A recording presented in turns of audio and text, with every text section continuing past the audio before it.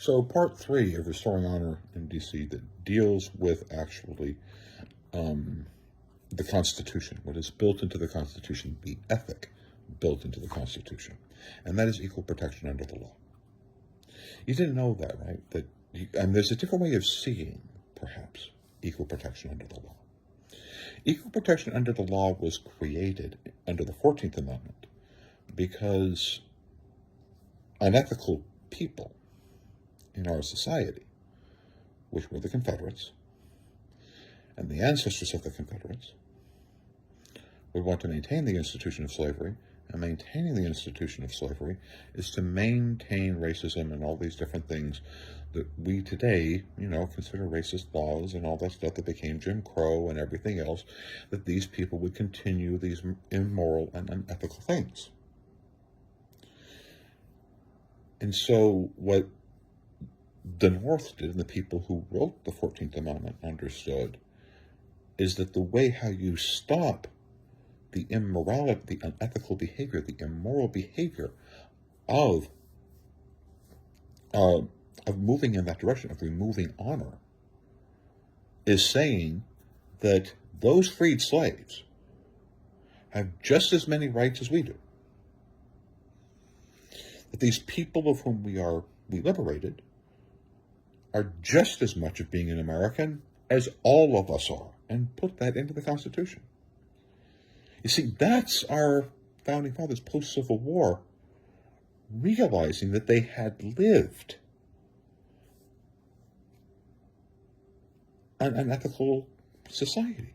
They were correcting a deep, unethical, immoral, and dishonorable loyalty to the institutions of slavery, the things that maintained slavery, that maintained the moral belief that the Confederates believed and that the pro-slavery people believed, that doing everything that they did to a slave was completely morally and ethically justifiable.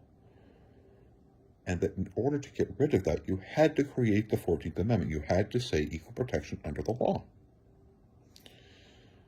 We abandoned that. And we abandoned that by what was called Jim Crow and separate but equal. That was the abandonment of honor and ethics. And for our country to live a century refusing to acknowledge that we are living inside of a swamp.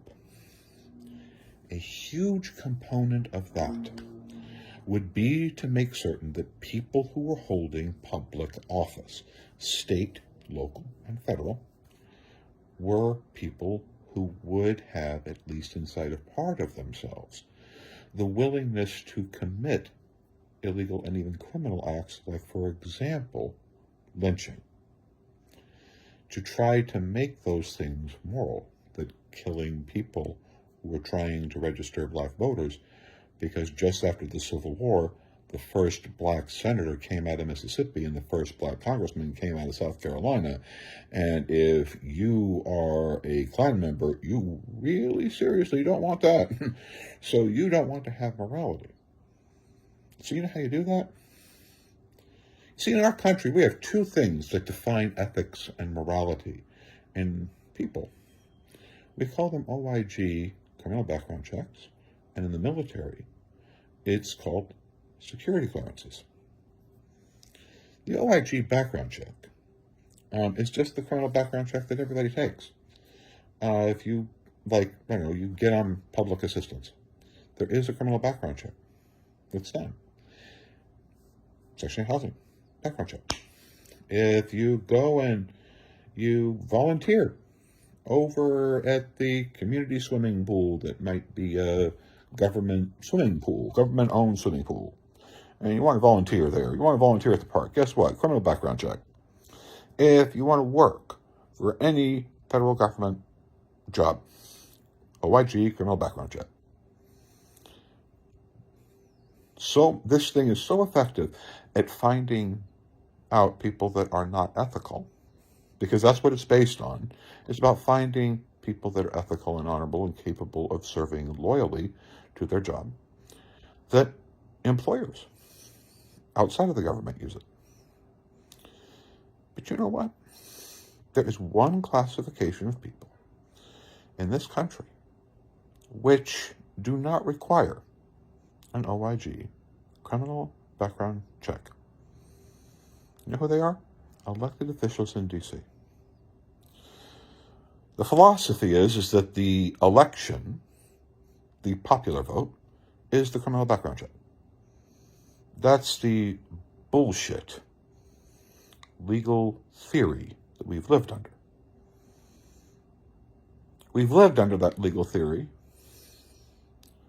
because, at least in my view, that it was used to be able to properly morally justify how you create political officials who would do immoral acts, all the way to the point of being totally fine with, firebombing churches that were trying to register voters, that were lynching people, allowing, state law enforcement, federal law enforcement, to do horrible things to maintain the institution of slavery once slavery was removed. The swamp is that old. The swamp goes back to the founding of our country. It's part of the reasons why people should really start understanding things like Black history. Because there are three classifications of people of whom three different approaches to studying ethics and how to develop ethics for yourself. Because there are three basic types of people. There are people who are purely unethical, and you study them because you want to understand the decisions that they make and the decisions that they made that help them build the belief that even though that for them to do the immoral acts, what were the moral decisions, for example, that like the Nazis made to justify everything that they did? Because a Nazi was completely morally justified in everything they did. Immoral people throughout history never believed that they were wrong. Every immoral person who you look back in history always believed that they were fully justified in their own morality. In fact, a lot of them would basically tell you that trick because it's the doorway to immorality. It's the doorway to making immoral and unethical decisions, is the belief that you have to make the, quote, tough decision. Where some people think that making the tough decision is abandoning ethics. No, that's actually the easiest thing. The easiest thing is to simply abandon ethics. The easiest thing for a cop to do is to abandon the Constitution and beat confessions out of people and torture confessions out of people. That's easy. That's not the tough thing to do. The tough thing to do is to stay inside of ethical boundaries while conducting law enforcement efforts. That's tough. Like lying nations into war, right? The second one, and this is kind of like where the Cheney dilemma goes into, because I believe that Dick Cheney was Cheney's father, and Alberto Gonzalez were that first group, people who lied us to war and agreed with torture. Liz saw an immoral act, was a contributor to the immoral actions, because she was supportive of Donald Trump, and then she sees January 6th and says, oh, that was an immoral act, I'm going to change. I'm going to change because of that. That's a second type of person, people who you believe are making good moral decisions, who choose to get outside of doing the immoral act. People who self-reflect and then change. It is called, being redemptive, or what Catholics and Christians call being penitent, that you accept that you've done something wrong, and then you work to change that. You spend the rest of your life seeking redemption for those actions. The third type are the Dr. King types. Dr. King and people like him were not people who just were always moral. They were people who were the targets of immoral people and the targets of immoral act. Like slavery, like Jim Crow, And as a result of them being the subject of that, they see the immorality. And so they go out and they change it. They spend their life changing it. They fight it. Harriet Tubman and the whole thing of, supporting the Underground Railroad, even when it was made illegal, and the Underground Railroad was not just going to go to Pennsylvania, it was had to go all the way up into Canada, and that she didn't care if it meant walking them 1,000 miles, 100,000 miles. She really didn't care, because it was the right thing to do. And she even looked at other former freed slaves and said, I don't care. Those slaves down there, they don't care. I don't care how hard I have to walk. I don't care if I die on the walk. I don't care if the next group of people that I walk out of slavery, that the march I take with them is the march I take for the rest of my life. I don't care, because it's the right thing to do. Dr. King, same way. Malcolm, same way. A lot of people who you believe are people who are truly moral people, you'll find the vast majority of them became moral because they were the subject and the target of constant immoral actions, and that they saw the immorality of what was being done, and that what they did is they chose at some point that they were simply not going to tolerate it any longer. In our country, our solution that we developed to that was OIG background checks. And we allow a specific classification of people called elected officials in D.C., Congress, Senate, and President, to not require criminal background checks. And we keep saying, lock them up, that all these congressmen, all these people are illegal and criminals. The reason why you believe that is because it's the truth. You have to prove your ethic all the time through criminal background checks, and however many times you take criminal background checks. They don't. It's not about the worry that they're that they're enriching themselves with their office through insider trading. If you allow constant OIG background checks and get the courts to say that OIG background checks must be done to members of Congress, just like everyone else, it has to be done fair and get the appeals and all that stuff, and that allowing them to not be that is a violation of the 14th Amendment. That is a violation of equal protection under the law, because literally everyone, even people who come here from other countries, even immigrants, have to pass OIG background checks. But not congressmen. If you're worried about them profiting, like I was saying, an OIG background check done every 2 years or whatever will find that pattern of them illegally profiting inside of their office. And then you'll know they're doing insider trading. And those who are just doing regular investments, no problem.